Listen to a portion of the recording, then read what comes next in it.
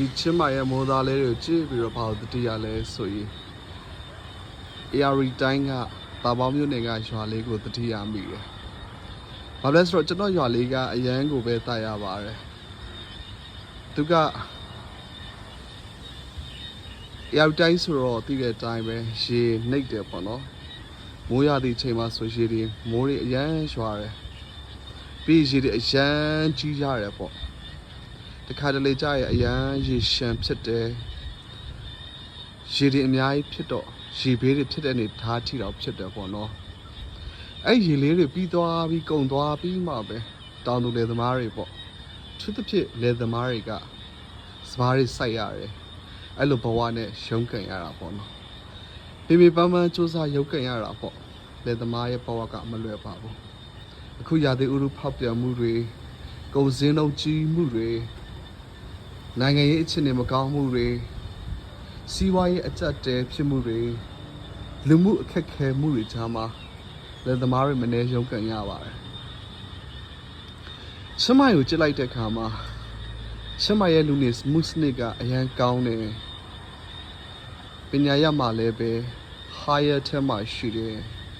။စီးပွားရေးမှာလည်းသူ့အနေထားနဲ့သူရှိကြတဲ့အေးအေးဆေးဆေးတည်တည်ငြိမ်ငြိမ်နေထိုင်တယ်။တဘာဝဆက်ဆံနေတယ်နေရာထိုင်ခင်းအတွေ့အခေါ်တွေအရှမ်းကောင်းမွန်တယ်ပေါ့။အော်ကျွန်တော်ပြန်ချိတ်ကြည့်တဲ့အခါမှာကျွန်တော်ရွာလေးနဲ့ချင်းမိုင်လေးကိုတတိယမိချင်းမိုင်နဲ့ကျွန်တော်ရွာလေးကိုတတိယမိတာပေါ့လေနော်။တကယ်တော့နိုင်ငံကနေမြေလေးတစ်ခုပဲခြားပါတယ်။အရင်လေးဆက်ပါတယ်။ system တွေကမကောင်းတဲ့အခါမှာgovernance အုပ်ချုပ်မှုပုံစံတွေက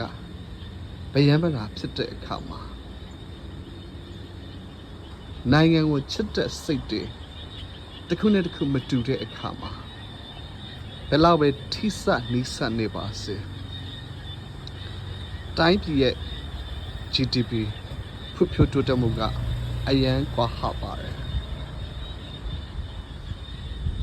ဆိုလိုချင်တဲ့သဘောက